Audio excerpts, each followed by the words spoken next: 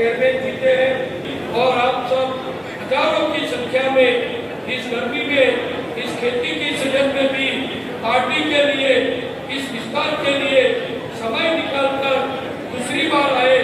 ऐसे सब हमारे वरिष्ठ कार्यकर भाइयों बहनों और हमारी बात लाखों लोगों तक पहुंचाने आए हमारे पत्रकार बंधुगण, आज मैंने दूसरी बार इस क्षेत्र का दौरा किया है और मुझे खुशी है कि आज प्रदेश अध्यक्ष जी के साथ इस जनसभा को संबोधित करने का मुझे मौका मिला है। सभी सम्माननीय महानुभावों ने बताया कि किस खुशी में, किसके कारण हम ये कार्यक्रम कर रहे हैं। हम सब जानते हैं कि हमारे प्रधानमंत्री माननीय नरेंद्र भाई मोदी जी के, उनकी सरकार के सफलतम कार्यकाल में 9 साल पूर्ण हुए हैं और 10वें साल में हमारी सरकार ने उनका काम आगे भी चालू रखा है।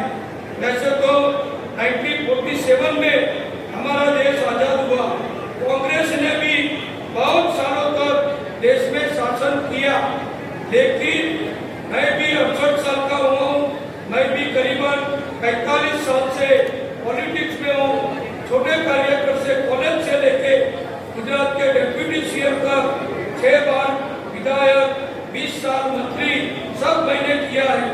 लेकिन कांग्रेस वाले ने इतनी लंबी सरकार चला, कोई बात प्रजा के सामने जाकर अपनी सिद्धियां, अपनी योजनाएं, अपने कार्यक्रम, अपनी सफलताएं बताने के काम नहीं किया था, क्योंकि उनमें उनकी शक्ति नहीं थी, उसका नैतिक ताकत उनकी नहीं थी कि प्रजा के लोगों के सामने कांग्रेस वाले या समाजवादी पार्टी वाले या और कोई पार्टी वाले जो भी शासन किया है वो जा सके।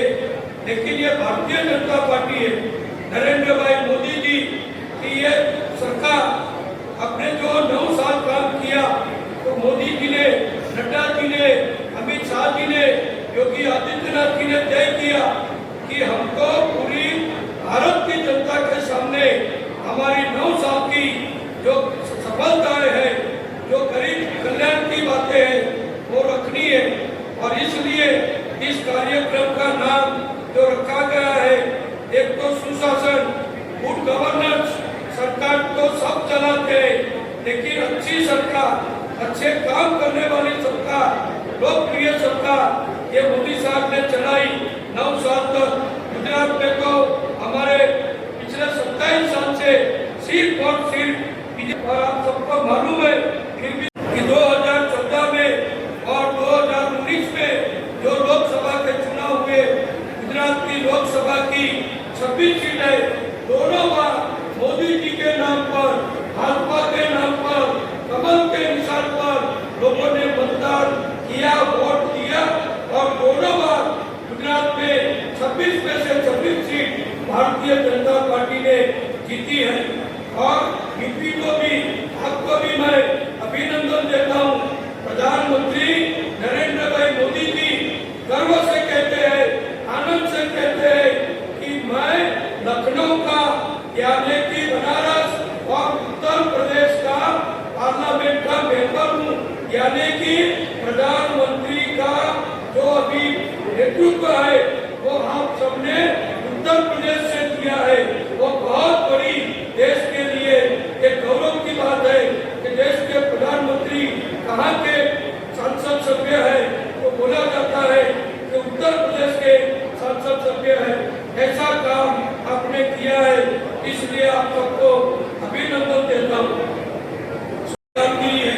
आप कोई भी क्षेत्र में देखो, किसान देखो, मजदूर देखो, आदिवासी देखो, दलित देखो, ओबीसी देखो, कोई भी लोग हो, कोई भी काम करते हो, गाँव में रहते हो या शहरों में रहते हो, हर एक भारतवासी 140 करोड़ भारतवासियों को खुशहाली देने का, उनको समृद्ध करने का, उनको रोजगारी देने का, उनको पीने की पानी की, रास्ते की, बिजली की, आरोग्य की, शिक्षा की अच्छी दिलाने का काम ये मोदी जी ने किया है। ये पहले प्रधानमंत्री जन आरोग्य योजना, आप सोचो, पहले किसी को गांव में बीमार होता था, हार्ट की बीमारी होती थी, किडनी की बीमारी होती थी, किसी को कैंसर होता था, तो कुछ नहीं कर सकता था।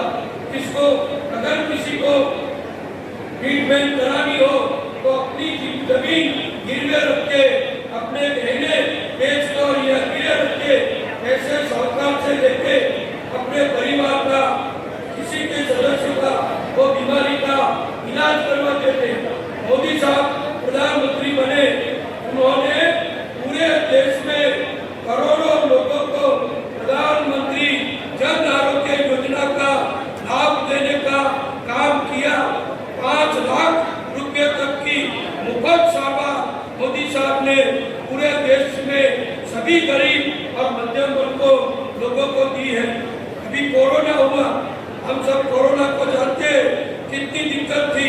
कोरोना में व्यापार धंधा उद्योग रोजगारी सब बंद था, तो मोदी साहब ने 80 करोड़ लोगों को मुफ्त राशन अनाज देने की योजना केंद्र सरकार से बनाई और गरीबों को भूखा नहीं रहने दिया, किसी को भूखा नहीं सोने। प्रधानमंत्री आवास योजना में देने का काम किया।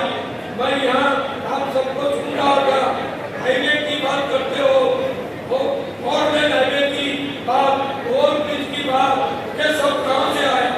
ये सब बीजेपी की, भाजपा की, मोदी साहब की सरकार आने के बाद उसमें बढ़ोतरी हुई।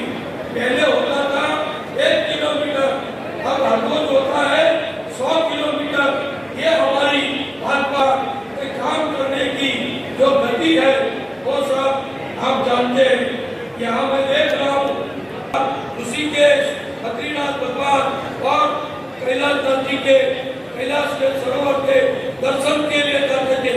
मैं आपको सच बताऊं, पहले गुजरात में जब हम निकलते थे तो हम देखते थे कि रात में कहीं उत्तर प्रदेश में मुसाफरी नहीं करनी, ट्रैवलिंग नहीं करना।